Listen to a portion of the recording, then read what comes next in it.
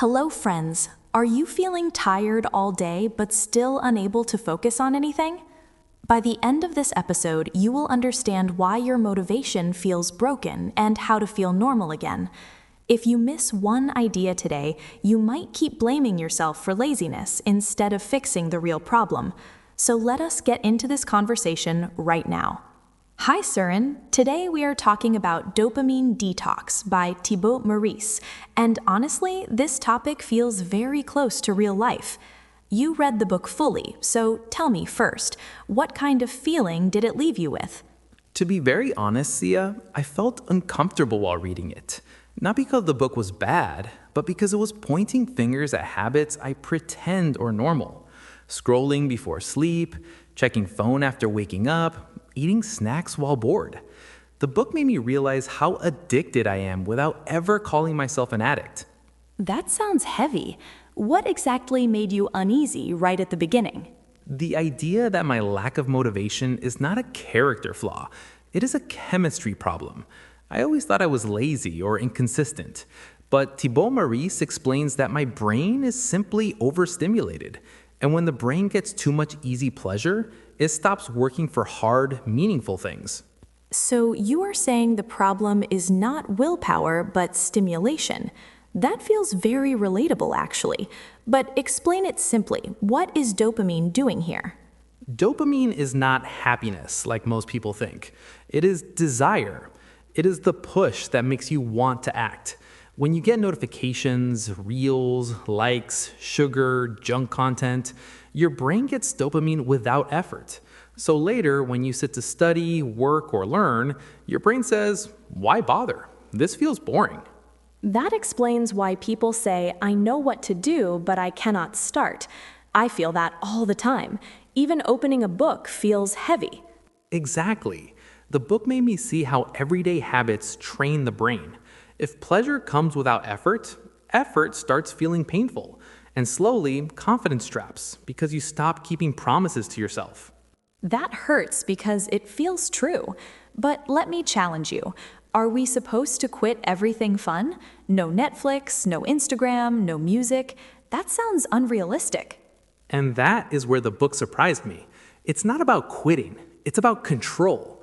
Thibaut Maurice is very clear. Dopamine is not evil. Misuse of dopamine is the problem. Okay, but how do you even notice misuse? Everything today gives dopamine. That is the uncomfortable part, noticing how often you escape boredom. The moment there is silence, you grab the phone. The moment work feels hard, you open YouTube. The book made me sit with boredom, and I realized how addicted I am to noise. I feel exposed right now. Boredom feels scary these days. But why is boredom so important? Because boredom is the doorway to clarity, creativity, and focus. When you remove constant stimulation, your brain resets. Simple things start feeling rewarding again, like reading, walking, thinking. So this is where dopamine detox comes in, right? What is it really? People talk about it like punishment. It's not punishment, it's a pause, a temporary break from high stimulation. Social media, junk food, gaming, binge watching.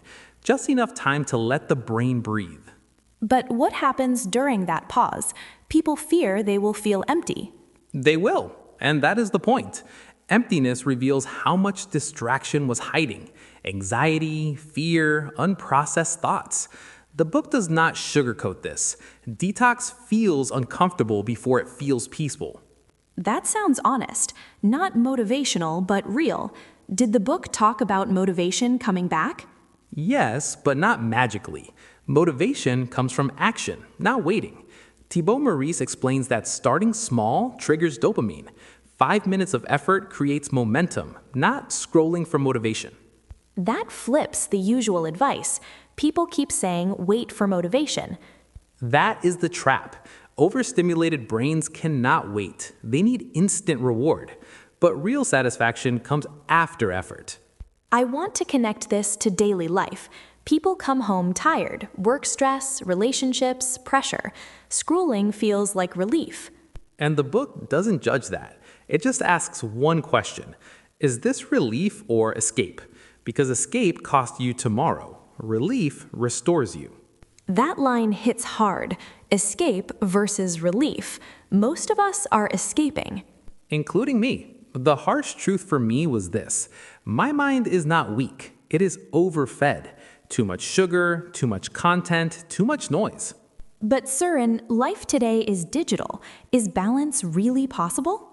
Balance starts with awareness, noticing when you use something intentionally and when it uses you. The book talks about boundaries, not bans. Like what? Like delaying phone use in the morning, rewarding yourself after effort, not before, allowing silence, choosing boredom sometimes. Boredom sounds like a luxury now. People feel guilty doing nothing. Because productivity became entertainment, but doing nothing resets the nervous system. The book made me appreciate slow moments. Did it change anything for you personally? Yes, I stopped blaming myself. I started designing my environment. Fewer notifications, clear work blocks, and motivation slowly returned. Slowly is important. People want instant change. That mindset itself is dopamine addiction, wanting fast results. Detox teaches patience. Let me ask what most listeners think. What if I fail? What if I cannot control myself? Failure is part of reset. Awareness grows with practice. The book is not about perfection, it's about direction. I like that. Direction, not perfection. And one more thing, dopamine peaks in progress, not completion. That means joy is in the journey, not in finishing scrolling or finishing episodes. That's ironic. We chase endings, but joy lives in movement.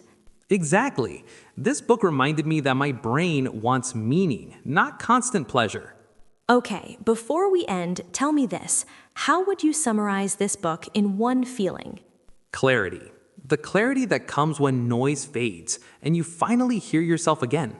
Friends, this was today's book summary. If this conversation felt like your own life, please tell us in the comments.